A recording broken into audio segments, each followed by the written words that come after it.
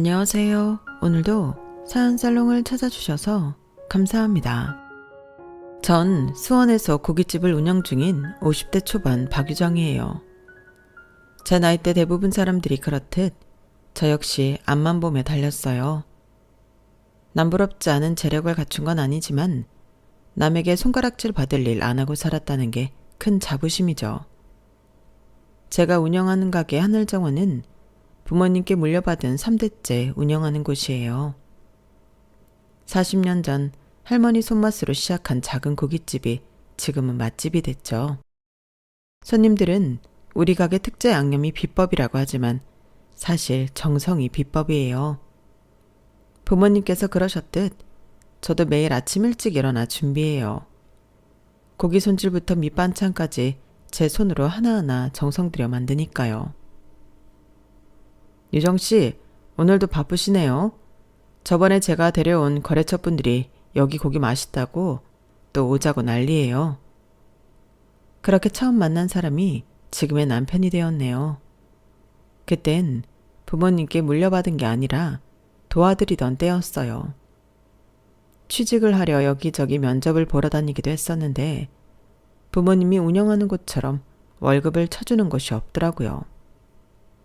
특별히 전공이 있어서 좋은 직장에 취직할 수 있었던 것도 아닌지라 부모님 밑에서 일을 배우던 시기였죠. 지금 남편은 당시 의료기기 영업사원으로 일하면서 병원 관계자들을 자주 데려왔어요. 늘 웃는 얼굴로 손님들을 챙겨주는 모습이 참 매력적이라고 생각했죠. 처음엔 그저 단골 손님 중 한 명이었어요. 지금 생각해보면 웃음이 나오는 게 그 당시엔 그저 인사를 나누는 정도였는데 아버지가 저보고 그러시더라고요. 저 사람 너 좋아하는 것 같은데? 아버지 무슨 말씀이세요? 손님한테 그런 농담하시면 어떡해요? 그땐 웃으며 넘겼는데 그 말을 들은 후론 그가 매번 오는 모습이 달리 보이기 시작했어요. 혹시 요즘 일이 잘 안 되는 건 아니시죠? 요즘은 거래처분들보다 혼자 오시는 횟수가 더 많아지신 것 같은데요. 그게 제가 여기 고기가 정말 맛있어서요. 눈을 마주치지 못하고 얼굴이 빨개지던 그 모습이 아직도 생생해요. 그땐 몰랐지만 나중에 고백받고 나서야 알았죠. 그가 우리 가게에 일주일에 3번씩 오던 이유가 고기 맛 때문만은 아니었다는 걸요. 사실 유정 씨 보려고 온 거예요. 처음 봤을 때부터 마음에 들었거든요. 그때 어색하게 우는 남편을 보는데 이 사람이라면 평생 살아도 괜찮을 것 같다는 생각이 들었어요. 잘생긴 얼굴도 아니고 호감형도 아닌데 말이에요. 키만 크고 덩치도 산만해서 생긴 건 꼭 선적 같은데 웃는 모습이 해맑은 아이처럼 보였거든요. 어디 가서 누구한테 나쁜 짓 안 하겠다는 생각에 연애를 시작했고 그렇게 결혼이 빠르게 진행됐어요. 연애 기간은 짧았지만 그만큼 알아갈 시간이 충분했어요. 의료기기 영업사원이라는 직업 특성상 병원을 돌아다니며 영업을 하는 일이다 보니 다양한 사람들을 만나는 직업이었죠. 그런데도 그는 항상 정직하게 일했어요. 병원 사람들이랑 술 마실 때 접대비 같은 거 많이 쓰시죠? 아니요. 전 실적은 좀 못 미칠 줄 몰라도 그런 식으로 일하긴 싫어요. 정 안 되면 다른 회사 가면 되죠. 이 말을 들었을 때 이 사람이구나 싶었어요. 서로 마음이 맞았고 부모님들도 반대할 이유가 없었으니까요. 시부모님은 정말 좋으신 분들이었어요. 특히 시어머님은 저를 친딸처럼 아껴주셨죠. 낯선 며느리 노릇에 버겁던 저를 늘 다독여 주셨어요. 유정아, 식당 일 힘들 텐데 우리 아들이 많이 도와주냐? 그 녀석 어릴 때부터 게을러서. 어머니 무슨 말씀이세요? 오빠가 얼마나 잘해주는데요. 걱정 마세요. 그래, 다행이구나. 유정아, 나 너무 며느리라 부르지 말고 딸이라고 불러도 될까? 딸 없이 아들만 둘 키웠더니 딸이 그렇게 그립더라고. 어머님은 정이 많은 분이었어요. 결혼식 날 친정어머니와 함께 손을 잡고 예쁘게 키운 딸 주셔서 감사하다며 울던 모습이 아직도 눈에 선해요. 시어머님이 어떤 분이냐고 묻는 친구들에게 전 항상 복받았다고 대답했어요. 그만큼 좋은 분이셨거든요. 그 따뜻한 말씀이 마지막이 될 줄 누가 알았겠어요. 결혼한 지 1년도 채 되지 않아 시부모님 두 분 모두 교통사고로 돌아가셨거든요. 여행 가시던 중에 빗길이 미끄러져 중앙선을 넘었는데 다가오는 차량과 부딪힐 걸 걱정하셨는지 급하게 꺾은 차량은 전봇대를 박았고 그대로 현장에서 말도 못할 슬픔이었어요. 장례식장은 비통함으로 가득했어요. 친척들은 물론이고 병원 관계자들, 동네 주민들까지 많은 분들이 오셨어요. 그만큼 두 분이 사람들에게 선하게 살았다는 증거겠죠. 그때 도련님은 고등학생이었어요. 열심히 공부하던 17살, 부모님을 한 번에, 그것도 갑자기 잃은 충격이 얼마나 컸을까요? 병원에서 만난 도련님은 한없이 작아 보였어요. 형수님, 이게 무슨 일이야? 머리카락을 흩날리며 달려온 도련님의 얼굴은 창백했어요. 눈물조차 나오지 않는 듯 했죠. 그저 멍하니 서 있는 모습이 지금도 눈에 선해요. 도련님은 그날 이후로 한동안 말이 없어졌어요. 학교를 가지 않겠다고 해서 한 달 정도 휴학을 했는데 그 시간이 도련님에게는 너무나 길게 느껴졌나 봐요. 방에서 나오지도 않고 밥도 거의 먹지 않았으니까요. 어느 날 아침 도련님이 갑자기 교복을 입고 나왔어요. 형수님, 저 학교 갈게요. 그 말 한마디에 우리는 얼마나 안도했는지 몰라요. 그날부터 도련님은 더 열심히 공부했어요. 마치 부모님이 보고 계신다는 듯이요. 지석아, 우리가 있잖아. 형이랑 형수가 있어. 괜찮을 거야. 그날부터 우리는 그를 책임지는 부모가 됐어요. 저와 남편은 30대 초반으로 결혼해서 아직 자식도 없는데 갑자기 부모 역할을 맡게 된 거죠. 결코 쉬운 일은 아니었어요. 사춘기 소년이 갑자기 부모를 잃은 상태에서 형과 형수의 말을 다 들어줄 리 없잖아요. 때로는 반항도 했고 가끔은 밤새 안 들어오기도 했어요.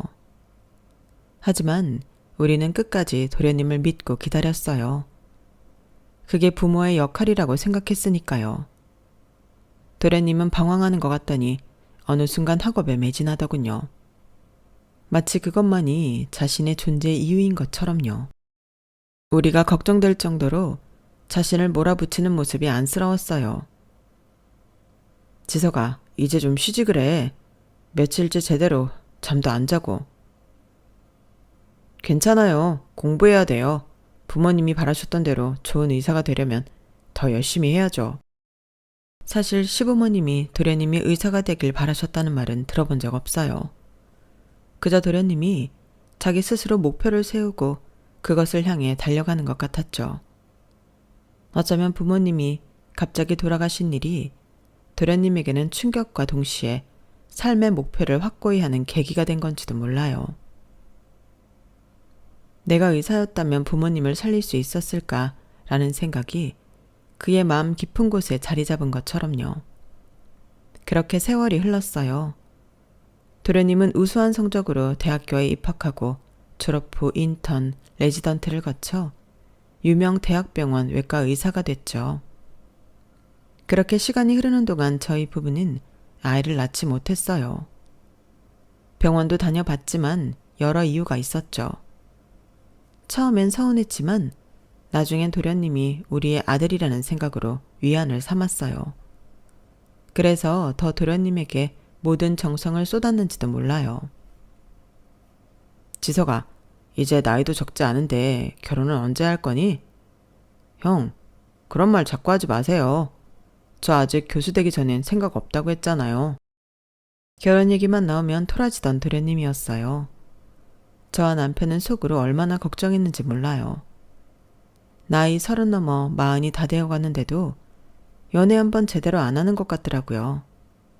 가끔 소개팅도 시켜봤지만 번번이 실패했죠. 유정아, 지석이 걱정돼.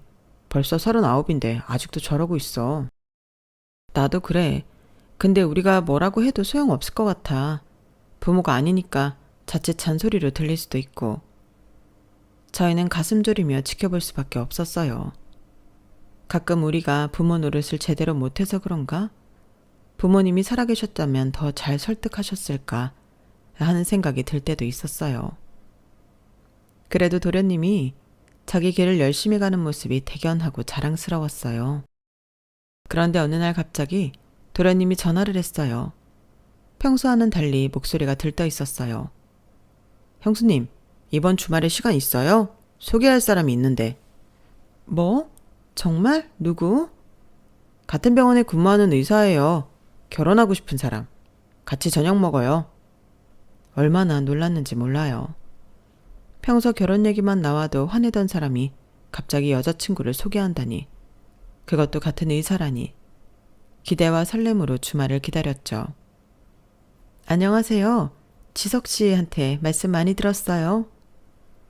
처음 만난 예비동서는 예상과 달리 조금 차가운 느낌이었어요.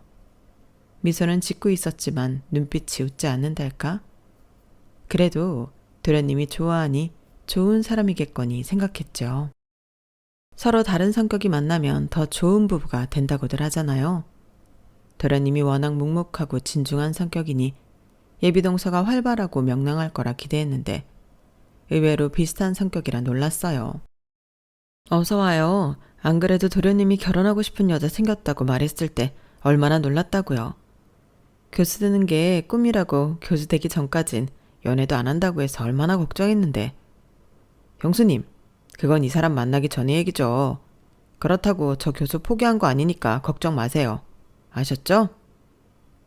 도련님이 예비 동서의 손을 꼭 잡고 말하는 모습이 참 보기 좋았어요. 20년 가까이 함께 지내면서 도련님이 누군가에게 이렇게 애정을 표현하는 모습은 처음 봤거든요.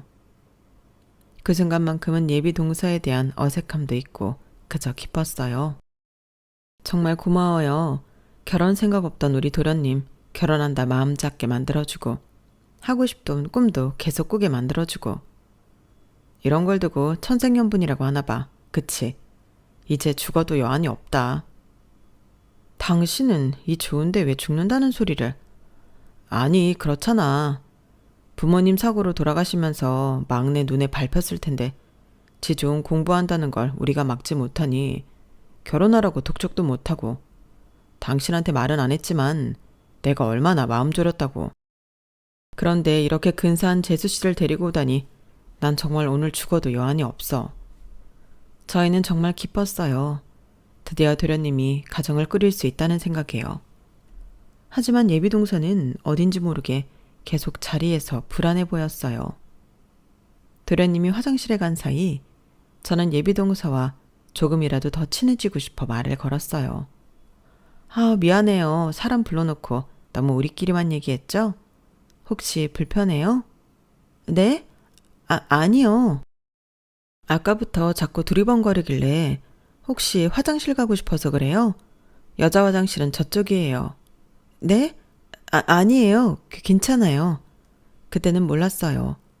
예비 동서가 우리 고깃집에 앉아있는 것 자체가 불편했다는 걸요. 나중에 생각해보니 처음부터 신호가 있었던 거죠. 고기를 별로 먹지 않는다던가 자꾸 창문 쪽을 보며 환기가 잘 되는지 묻는다든가. 하지만 그때 그전 자리가 자리인 만큼 긴장돼서 그럴 거라고 생각했을 뿐이었어요. 그런데 같이 지내보니 저처럼 남들에게 피해 안 주고 사는 걸 당연하게 생각하는 사람만 있지 않다는 걸 새삼 알게 되었네요. 장사하는 사람이 설마 나이 50 넘어 그걸 처음 알았냐고 하실 수 있지만 손님으로 만나는 것과 가족으로 만나는 건 전혀 다르다고 미리 말하고 싶은 심정이에요. 어릴 때부터 고깃집 운영하는 부모님 밑에서 자라 술 드시고 실수하시는 분들, 아니 맨정신에도 뭐 하나라도 더 서비스 받으시려는 분들 보면서 세상이 호락호락하지 않다는 걸 왜 몰랐겠어요. 그래도 그건 남이니까 그럴 수 있다고 생각했던 것 같아요. 가족은, 주변 지인은, 친구는 내가 원해서 나와 결이 맞는 사람들과 어울리니까요. 그런데 한 치 건너 두 치라고 남편과 서방님, 아니 정확히 동서는 또 다른 가족이 아닌 가족이더라고요. 설마 했는데 한번 제대로 뒤통수 맞고 나니까 이건 인간이 아니구나 확실하게 깨달았죠. 지금 생각해도 어이가 없어요. 배울 만큼 배운 사람이 어찌 그리도 철이 없는지. 처음부터 그런 사람이었는데 어쩌면 저는 가족이라는 테두리에 쌓여 잘못 본 거라고 생각하고 싶었는지 모르겠네요. 도련님과 예비동서의 결혼식은 예상보다 빨리 진행됐어요. 만남을 가진 지 반년 만에 서둘러 결혼을 하더라고요. 그때만 해도 저는 행복했어요. 시부모님 일을 겪고 나서 한참 힘들었던 도련님이 제 발로 가정을 꾸리고 행복해하는 모습을 보니 정말 다행이라고 생각했거든요. 그동안 형수 노릇을 넘어 엄마 노릇까지 겸하면서 키운 도련님이 이제 제 손을 떠나 새로운 가정을 꾸린다는 게 시원섭섭하기도 했지만요. 결혼식 날 사람들은 신부 쪽이 많이 왔다고 했어요. 그도 그럴 것이 동서와 동선의 부모님이 의사이다 보니 대학병원 원장님부터 의사협회 회장님까지 제가 봐도 내노라 하는 분들이 많이 오셨더라고요. 저는 약간 긴장되기도 했지만 그래도 도련님이 좋은 가문에 들어간다는 생각에 기뻤어요. 형수님, 사진 찍으러 오세요. 가족 사진이요. 도련님이 부르길래 신랑 신부 부모님들 옆에 가서 섰는데 동서 어머님이 살짝 눈살을 찌푸리시더라고요. 아, 가족 사진은 부모님들하고만 찍죠? 형님은 친구분들하고 찍으시면 될 것 같은데. 그때는 별 생각 없이 아, 네, 그럴까요? 하고 물러났는데 지금 생각해보면 그때부터 미묘한 신호가 있었던 거예요. 저와 남편은 도련님에게 부모 역할을 해왔는데 결혼식에서는 진짜 가족이 아니라는 느낌을 받았달까요? 아무튼 결혼식은 잘 마쳤고 신혼여행까지 다녀온 두 사람은 서울 강남에 신혼집을 차렸어요. 의사 부부다 보니 병원과 가까운 곳으로 정했다고 하더라고요. 수원에서 서울까지는 좀 거리가 있지만 그래도 자주 보자고 약속했죠. 그리고 첫 명절이 다가왔어요. 설날이었는데 아무래도 저희 집에서 차례를 지내야 했어요. 시부모님 제사를 지내는 곳이니까요. 저는 며칠 전부터 장을 보고 음식을 준비했어요. 아무래도 처음 맞는 명절에 도련님, 아니 이제는 서방님과 동서가 오니 더 정성을 들였죠. 와, 형님 대단하세요. 이 많은 음식을 언제 다 하셨어요? 동서가 식탁에 가득 차려진 음식을 보며 말했어요. 얼핏 듣기엔 칭찬 같았지만 뭔가 미묘하게 다른 뉘앙스가 느껴졌어요. 역시 장사하시는 분은 손이 크시네요. 저희 집 음식은 양보다는 질로 승부하거든요. 어머님이 항상 적게 먹더라도 좋은 걸 먹어야 한다고 하셔서. 순간 말문이 막혔어요. 제가 준비한 음식의 질이 떨어진다는 뜻인가? 그래서 직접 물어봤죠. 동서, 혹시 내가 준비한 음식이 맛이 없다는 뜻이야? 아니요, 그런 뜻이 아니라 저희 집은 음식을 조금만 해서 그게. 설마요. 형수님 음식이 어떻게 맛이 없을 수 있어요? 항상 최고라고 제가 말하잖아요. 그리고 형수님이 싸주시는 반찬 덕분에 제가 얼마나 잘 먹는데요. 이 사람이 입이 짧아서 많이 못 먹거든요. 그래서 그럴 거예요. 이거 많이 한 거 아니야. 거의 내가 다 싸갈 거야. 서방님이 재빨리 끼어들었어요. 분위기가 싸해질 뻔했지만 서방님 덕에 넘어가게 되었죠. 하지만 저는 미묘하게 기분이 상하더라고요. 그런데 마음에 안 두기로 했어요. 나이 차이 나는 동서가 철없이 한 말에 일일이 신경 쓰면 제가 또 나이답지 못한 행동하는 것 같았으니까요. 형수님, 매번 고마워요. 역시 형수님밖에 없어요. 장모님도 음식 잘하시지만 아직 저는 형수님이 해준 반찬이 더 입맛에 맞거든요. 와서 도와야 하는데 돕지도 못하고 이렇게 바다만 가서 미안해요, 형수님. 서방님의 그 말에 동서의 표정이 살짝 굳어지는 것을 놓치지 않았어요. 하지만 대수롭지 않게 생각했어요. 도우러 와야 하는데 그러지 못했으니 편하게 웃을 수 있는 입장이 아니라고 생각했던 거죠. 그렇게 명절이 지나고 서방님 생일이 다가왔어요.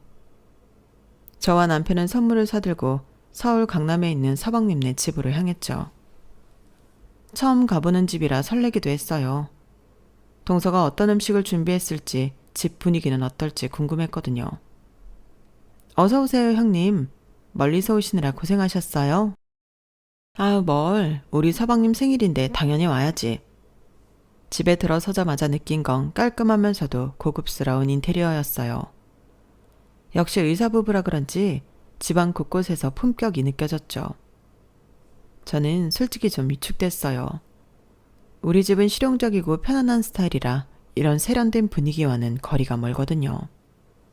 자, 오늘은 특별한 날이니까 특별한 와인을 준비했어요. 동서가 와인 한 병을 꺼내며 말했어요. 라벨을 보니 외국어로 뭐라고 쓰여 있는데 저는 읽을 수도 없었어요. 이건 프랑스 보르도 지방의 샤토 라피트 와인이에요.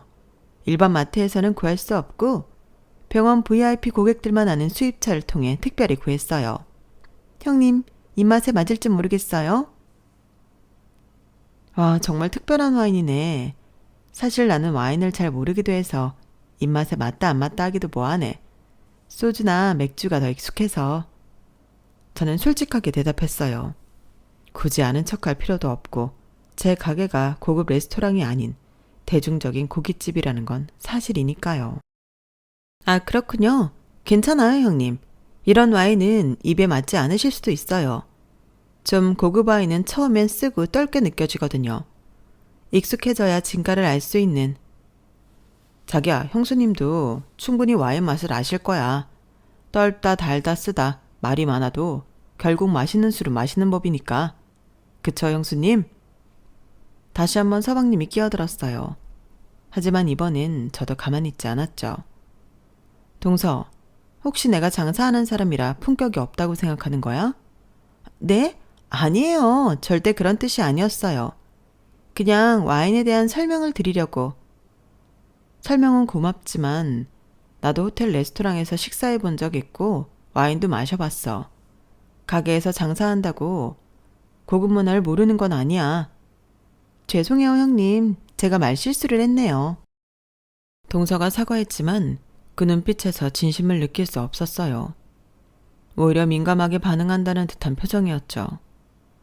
그날 저녁은 묘하게 어색한 분위기 속에서 끝났어요. 집으로 돌아오는 길에 남편에게 물었죠. 여보, 나 오늘 너무 예민하게 굴었을까?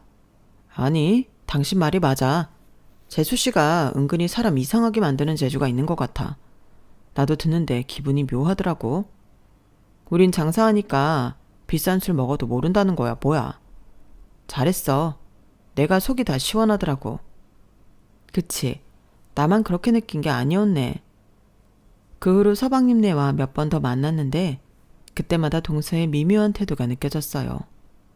특히 가족여행 얘기가 나왔을 때였죠. 형수님, 다음 달에 가족여행 어떠세요? 제주도 3박 4일로 생각 중인데. 서방님이 제안했어요. 저는 당연히 좋다고 했죠. 오랜만에 가족여행이라니. 생각만 해도 즐거웠으니까요. 저희가 슬슬 스케줄 정해지는 대로 알려드릴게요. 가게야 며칠 문 닫으면 되지만 저희 일정은 다른 의사야 맞춰야 해서요. 동서의 말이 미묘하게 들렸어요. 마치 장사는 하루 이틀 쉬어도 아무렇지 않지만 의사는 하루 쉬려 해도 수술이나 환자 스케줄을 고려해야 해서 상당히 힘들다는 뉘앙스로 무시하는 것 같았거든요. 그래, 동서나 서방님 수술이나 환자 일정 봐야겠지. 힘든 거 알아. 그런데 나도 마찬가지야. 장사가 손님과 약속인데 아무 말 없이 하루 이틀 문 닫으면 단골 손님 다 잃는 거야. 일정 잡히는 대로 말해줘. 되도록 주말은 피해줬으면 좋겠어. 이왕이면 금요일보단 월요일 쉬는 게 더 좋고. 주방장한테 맡기고 가더라도 손님 많은 날은 내가 있어야 마음이 편하거든. 아, 네, 그렇군요. 일정 잡히는 대로 알려드릴게요. 하루 이틀 문 닫는다고 큰일 날 줄 몰랐네요. 그날 이후로 여행 계획은 흐지부지 됐어요. 서방님은 계속 연락했지만 동서는 점점 저희와 거리를 두는 것 같더군요. 어쩌면 제가 너무 직설적으로 말해서 기분이 상했을지도 모르겠다는 생각도 들었죠. 여보, 내가 너무 심했나 동서한테? 아니야, 당신이 할 말은 했지. 사실이잖아. 누가 놀러 간다고 장사하면서 마음대로 문을 닫아. 당신 여행 가고 싶어서 그래? 우리 둘이 어디 가까운 데라도 다녀올까? 남편의 말에 위안을 얻었어요. 하지만 한편으론 마음이 불편하더라고요. 일정 말해주면 주방장한테 말하고 시던가 안 된다고 그때 말하던지 하면 되는데 괜히 유치하게 굴었나 싶은 그런 마음 있잖아요. 나이 차이 얼마 안 나는 동서지간이었거나 부모님을 대신하는 형님이 아니었다면 차라리 마음이 편했을 것 같아요. 상황이 상황인지라 저 역시 애매한 상황이 되면 참지 못하고 할 말 해놓고 시간이 지나면 괜한 소리 했나 싶은 고민에 빠지게 되더라고요. 그렇게 또 몇 달이 지났어요. 서방님네와의 관계는 겉으로는 무난했지만 속으로는 늘 어색함이 있었죠. 그렇게 서방님과 동서는 의사부부로 새 삶을 시작했고 저는 그들을 응원하는 마음으로 지켜봤어요. 항상 그랬듯이 힘든 일이 있으면 연락하라고 했죠. 서방님은 종종 전화해서 안부를 물었지만 동서는 거의 연락이 없었어요. 그저 명절이나 집안 행사 때 얼굴을 비추는 정도였죠. 지난주 서방님에게서 좋은 소식을 들었어요. 오랫동안 준비해온 교수 자리에 최종 제안을 받았다는 거였죠. 얼마나 기뻤는지 몰라요. 서방님의 목소리에서 설렘이 느껴졌고 저 역시 가슴이 벅차올랐어요.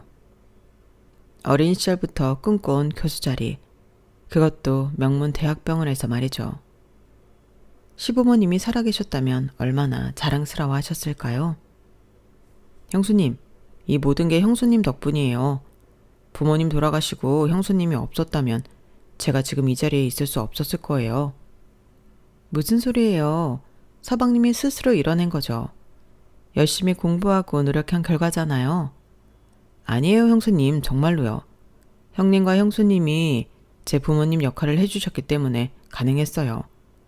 특히 형수님은 정말 친어머니처럼 저를 보살펴 주셨잖아요. 그 말을 듣는데 눈물이 났어요. 부모님의 빈자리를 채워준다는 게 얼마나 어려운 일인지 또 얼마나 보람된 일인지 새삼 깨달았죠. 고맙단 말 드리려고 했던 건 아니지만 남편 말처럼 먼 훗날 시부모님을 다시 만난다면 부끄럽지 않겠다는 생각에 정말 뿌듯했어요. 그렇게 며칠이 지났을까? 평범한 화요일 오후였어요. 주방에서 저녁 준비를 하는데 갑자기 전화가 왔어요. 동서였죠. 솔직히 좀 놀랐어요.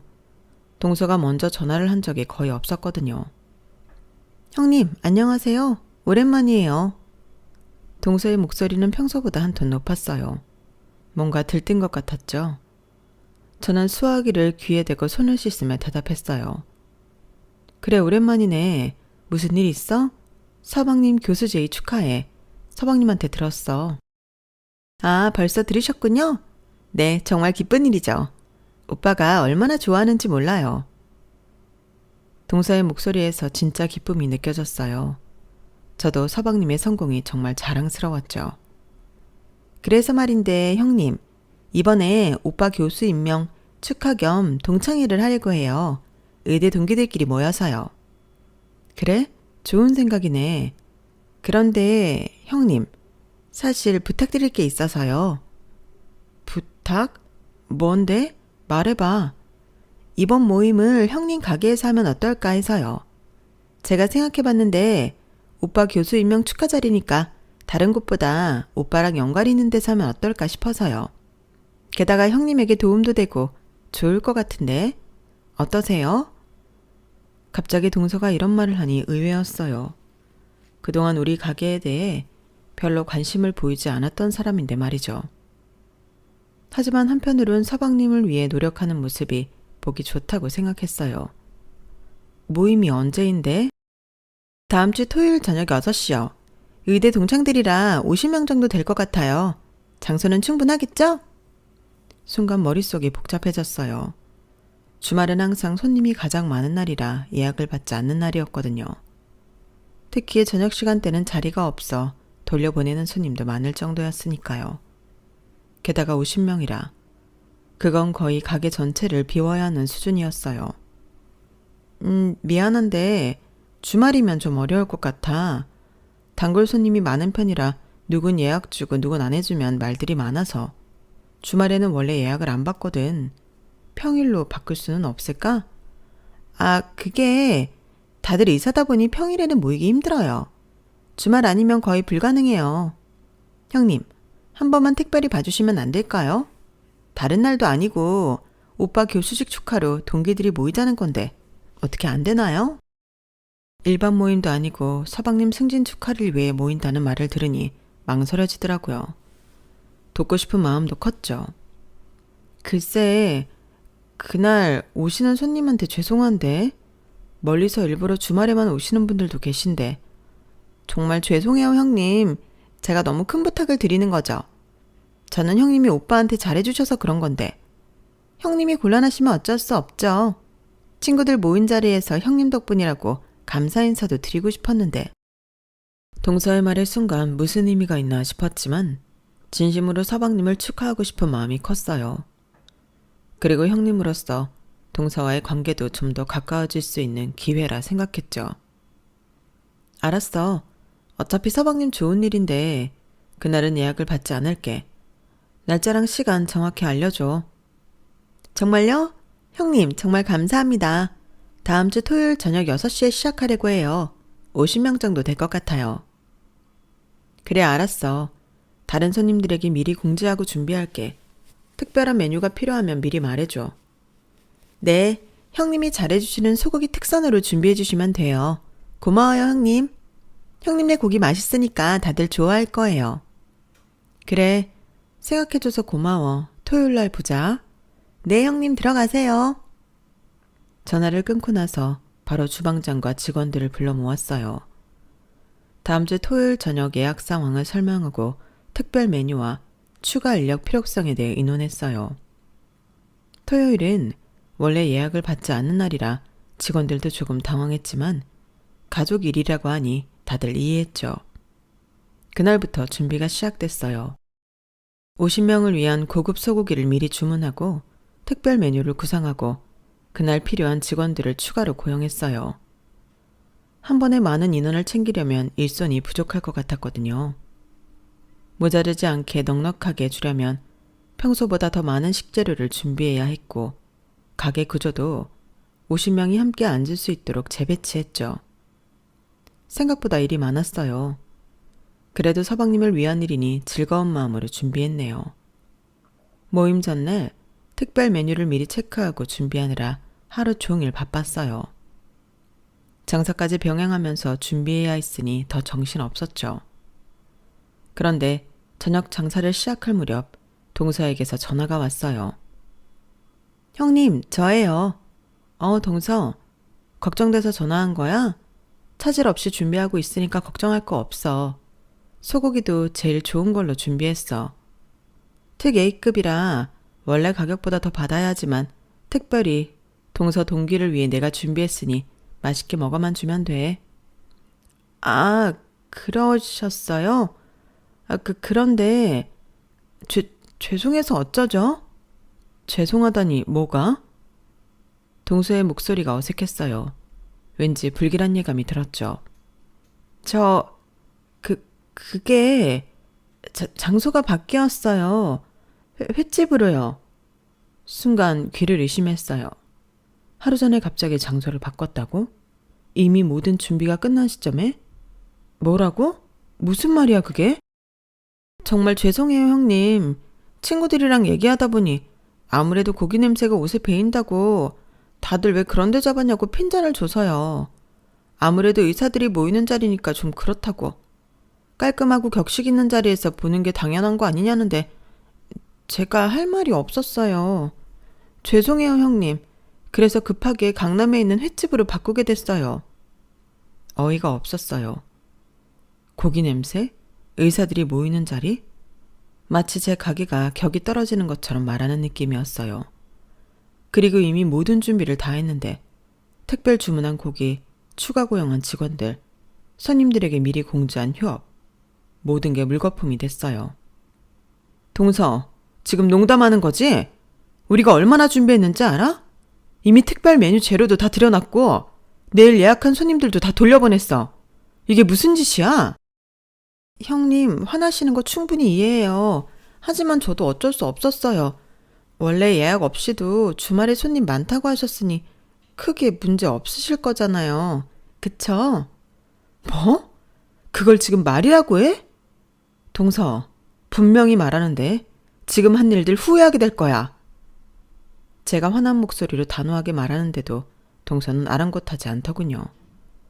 말로는 죄송하다고 하는데 빨리 전화를 끊고 싶어 한다는 게 수화기 너머로 전해졌기 때문이에요.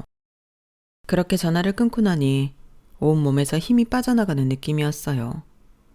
그동안 느꼈던 동서의 미묘한 태도들, 그게 우연이 아니었구나 싶었죠. 동서는 정말로 저를 무시하고 있었던 거예요. 장사를 해본 사람이면 노쇼가 얼마나 우라통 터지는 일인지 아실 거예요. 근데 전 그걸 남이 아닌 가족에게 당했죠. 그것도 저를 무시하는 나이 어린 동서에게요. 어떻게 해야 할지 머릿속이 복잡해졌지만 저녁 장사가 시작돼서 아무것도 할 수 없었죠. 가게를 마무리하니 자정을 넘긴 시간이라 서방님에게 말해 따질 수도 없었고요. 그날 밤 잠을 이루지 못했어요. 머릿속에 온갖 생각이 교차했죠. 처음엔 화가 났어요. 어떻게 이럴 수 있지? 가족을 이렇게 대해도 되는 건가? 하는 생각으로요. 그 다음엔 슬펐어요. 내가 뭘 잘못했나? 정말 내 가게가 그렇게 부끄러운 곳인가? 하고요. 그렇게 뜬 눈으로 밤을 지샜네요. 그날 아침은 평소와 다를 것 없이 가게 오픈 준비로 바쁘게 시작됐어요. 주방에서 밑반찬을 손질하는데 가슴 한켠이 무거웠죠. 어제 동서의 전화로 인해 밤새 잠을 설친 터라 눈이 부어 있었는데 남편은 평소보다 조심스럽게 대해주는 게 느껴졌어요. 아침을 대충 먹이고 보내고 나니 마음이 더 복잡해지더군요. 주방에서 칼질하고 있는데 종업원이 주방 입구에서 머뭇거리며 서 있는 게 보였어요. 사장님, 손님이 오셨는데요.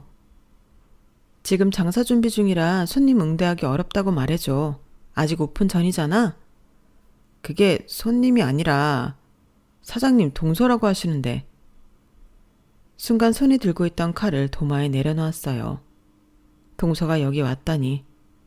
예상은 했지만 생각보다 빠르게 움직였다 싶었어요. 점심 오픈까지 1시간도 안 남았으니 마무리를 지어야겠다 싶더라고요. 어디 있어? 홀에 앉아 계세요. 주방 앞치마를 벗으며 홀로 나갔어요. 아직 문도 열지 않은 가게 안 구석 테이블에 동서가 앉아 있었어요. 놀랍게도 평소와는 달리 화장기 하나 없는 얼굴이었고 부어 있었어요. 그 모습에 순간 당황스러웠지만 어제 일을 생각하니 냉정하게 말이 나가더라고요. 가까이 다가가 동서 앞 테이블에 섰어요. 앉으려는 생각도 없었죠. 무슨 일이야? 난 지금 장사 준비 중이야. 차갑게 말했어요. 더 이상 친절하게 대할 이유가 없다고 생각했으니까요. 형님, 정말 죄송합니다. 동서는 떨리는 목소리로 말했어요. 하지만 저는 표정 하나 바꾸지 않았죠. 곧 점심 손님들이 오실 시간이야. 할 말 있으면 빨리 하고 가. 형님, 제가 어제 정말 잘못했어요.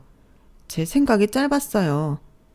그래서 형님이 준비하신 모든 비용 계산하려고 왔어요.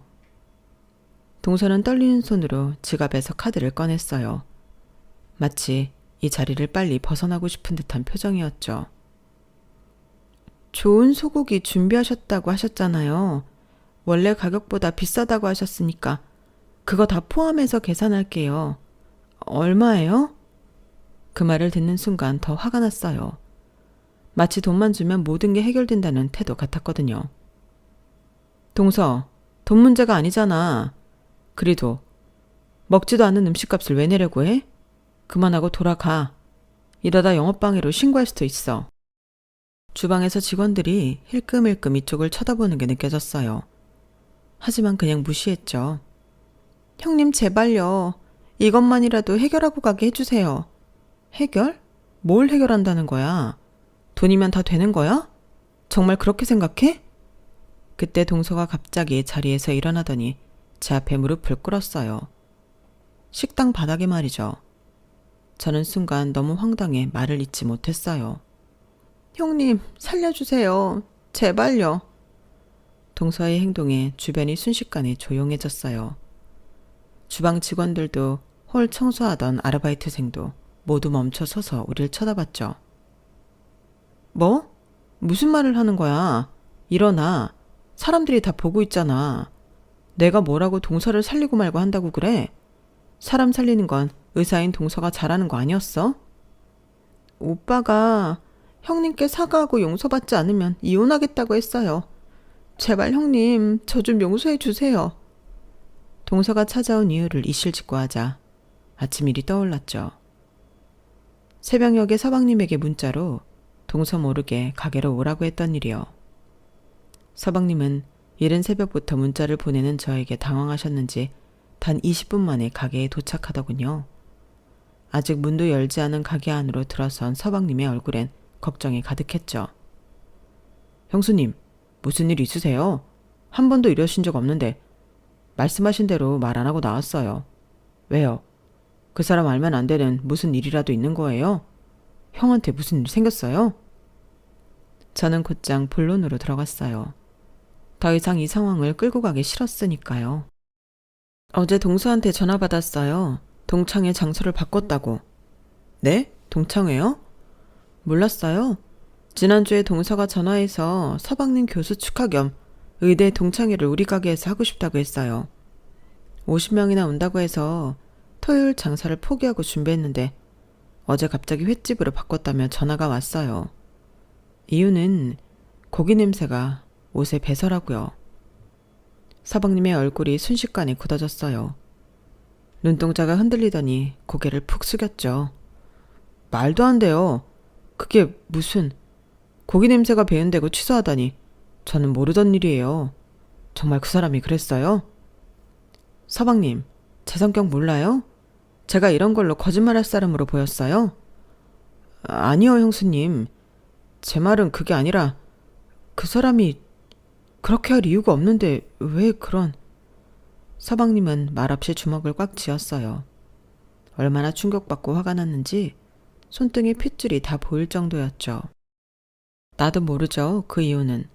나한테 전화해서 서방님 교수직 축하 자리를 의미 있는 데서 하고 싶다고 주말 예약 안 된댔는데 사정사정 하길래 받아준 것 뿐이에요. 50명 예약이라 특별히 소고기도 더 주문하고 직원도 더 고용했어요. 단골 손님 예약도 다 돌려보내고요. 그런데 하루 전날 저녁에 와서 의사들이 모이는 자리라 격이 안 맞는다고 취소했으니 정확한 이유는 동서만 알겠죠. 형수님, 정말 죄송합니다. 제가 당장 얘기해서 그럴 필요 없어요. 형수님, 서방님, 난 밤새 많은 생각을 했어요. 결론은 이제 동서와는 거리를 두고 싶어요. 알고 있을지 모르겠지만 비단 이번 일뿐만 아니에요. 이미 지난 일 하나하나 거론해 뭐 하겠어요. 내가 시어머니도 아니고 내가 동서를 데리고 살 것도 아니니 이젠 안 보고 살아야겠어요. 솔직히 남남이니까 서방님 잘 살고 행복하게 지내는 걸 멀리서라도 볼 수 있다면 그걸로 충분해요. 형수님, 그렇게 말씀하시면 너무 가슴이 아파요. 형수님은 제게 어머니 같은 분이에요. 형수님이 아니었다면 제가 지금 여기 없었을 거예요. 그런 서방님을 보고 있자니 가슴 한켠이 아려오더군요. 하지만 이미 돌이킬 수 없는 강을 건넜다고 생각했어요. 그래서 긴 말 할 거 없고 할 말 했으니 서방님도 어서 집에 들어가 출근 준비를 하고 돌려보냈죠. 동서의 무릎을 꿇은 모습을 보니 서방님이 집에 가서 얼마나 강경하게 나왔는지 짐작이 갔어요. 그래도 이혼이라니 너무 심하게 나간 건 아닐까 걱정이 되기도 했죠. 이게 이렇게 큰일이 될 거라고 생각도 못했어요. 그냥 횟집이 더 분위기 있을 것 같아서 형님 가게가 나쁘다는 게 아니라. 일어나, 여기서 그러지 말고 손님 오면 어떡하려고. 동서를 부축해 일으키며 주변 직원들에게는 평소처럼 일하라는 눈짓을 했어요. 동서를 좀 더 조용한 구석자리로 안내했죠. 동서, 솔직히 말해봐. 이유나 좀 듣자. 왜 나한테 이런 짓을 한 거야? 내가 예쁘거나 나이 차이가 얼마 안 나면 모르겠는데 나는 동서보다 훨씬 나이도 많고 같은 직군도 아니라 만날 일도 없고 대체 왜 그랬는지 모르겠어. 동서는 한참을 흐느끼다가 고개를 들었어요. 사실 질투가 났어요. 질투? 네. 가족이 되었으면 저를 1순위로 생각했으면 좋겠는데 오빠는 항상 형님 형님하고 어머니 같은 분이라 형님 아니었으면 의사고 뭐고 노숙자 되었을 거라고. 그게 무슨... 솔직히 이해가 안 됐어요. 남편이 스스로 노력해서 된 거지 누가 등 떠민 것도 아닌데 그거 가지고 형님을 어머니처럼 생각한다는 둥 잘해야 한다고 말할 때마다 솔직히 안 봐도 그만이라 생각한 거 맞아요. 어이가 없었어요. 정말 이런 이유로 저를 무시하고 있었다고요? 서방님이 저를 존경하고 감사하게 여기는 걸 질투한다니 얼마나 유치한 마음가짐인지 이해할 수 없었어요. 동서, 사람이 어떻게 그런 마음가짐을 가질 수 있어? 서방님은 부모님을 일찍 여의고 힘든 시간을 보냈어. 내가 그저 형수로서 도리를 했을 뿐인데 그걸 질투한다니. 알아요, 형님. 제가 너무 철이 없었어요. 이제 와서 생각해보니 너무 부끄럽고 죄송해요. 어떤 변명을 해도 오빠한테 통하지 않아요. 다신 이런 짓도 형님 서운한 말도 안 하고 다 고칠게요. 제발 용서해 주세요. 오픈 시간이 다가오고 있었어요. 주방에서 냄비 소리가 들리고 종업원들이 테이블을 세팅하는 소리가 들렸죠. 일어나, 가게에서 이러지 말고 곧 손님들 오실 시간이야. 형님이 용서해 주신다고 하기 전에 못 가요. 동서, 서방님이 정말 단호하게 나왔나 봐요. 오늘 아침 서방님의 눈빛이 떠올랐어요. 어머니처럼 여기던 사람을 무시한 게 아내에게 얼마나 실망했던지. 아마 집에 가서 엄청난 언쟁이 오갔을 거예요. 하지만 이혼까지 거론할 줄은 몰랐네요. 정말 후회해요, 형님. 제 어리석음 때문에 제발 용서해 주세요. 오빠 말대로 형님은 오빠에게 친어머니보다 더한 분이라는 걸 알았어요. 제가 철이 없어서. 한숨이 나왔어요. 서방님과 동서의 결혼 생활이 깨지는 건 보고 싶지 않았으니까요. 아무리 실망했어도 이혼까지 가는 건 원치 않았어요. 알았어, 동서. 그만 울어. 동서가 눈물을 닦으며 고개를 들었어요. 눈에는 아직도 두려움이 가득했죠. 서방님이 이혼하는 건 보고 싶지 않아. 사과는 받아줄게. 동서의 얼굴에 안도감이 스쳤어요.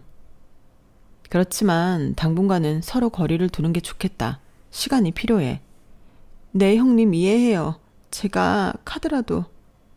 동서는 다시 카드를 꺼내들었어요. 처음엔 거절하려 했지만 문득 생각이 바뀌었죠. 노쇼에 대한 대가는 치르는 게 맞을 것 같았거든요. 그래, 소고기 값은 계산해야지. 노쇼도 결국 장사니까. 동서는 안도의 한숨을 내쉬며 카드를 내밀었어요.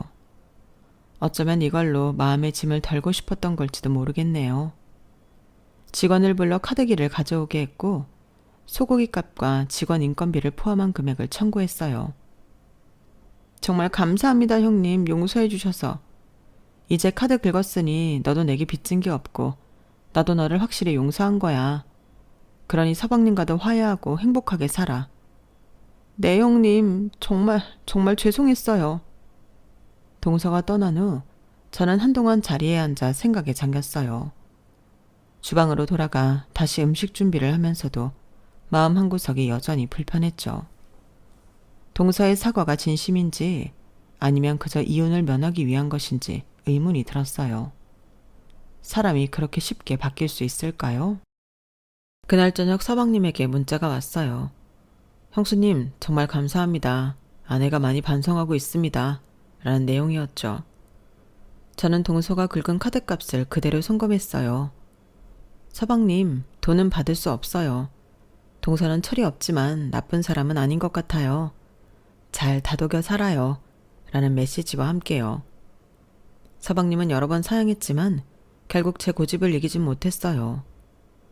그렇게 표면적으로는 화해가 된 것 같았지만 마음속으로는 여전히 동서를 가까이 하고 싶지 않았어요. 철없는 질투로 가족을 이렇게 상처 준 사람이 과연 진심으로 변할 수 있을까요? 남편에게는 이런 깊은 생각을 말하지 않았어요. 그저 이렇게 처신하면 남들이 들어도 손가락질 받지 않겠지? 라고 물었을 뿐이죠. 남편은 자랑스럽게 웃으며 제 어깨를 토닥였어요. 당신은 항상 현명해. 그리고 난 그런 당신이 100배, 1000배 자랑스러워. 그 말을 들으니 조금 위안이 됐어요. 어떤 관계든 시간이 필요하겠죠. 지금은 상처가 아물 때까지 거리를 두는 게 최선이라 생각했어요. 가족이라는 이름으로 모든 걸 덮고 넘어가는 것보다 솔직하게 마음의 거리를 인정하는 편이 더 건강한 관계로 가는 길일 테니까요. 제 이야기는 여기까지입니다. 들어주신 분들 오늘 하루도 행복하세요. 여러분, 사연 댓글에 응원과 현명한 조언 부탁드려요. 좋아요와 구독은 저에게 큰 힘이 됩니다. 오늘도 좋은 일 가득하세요.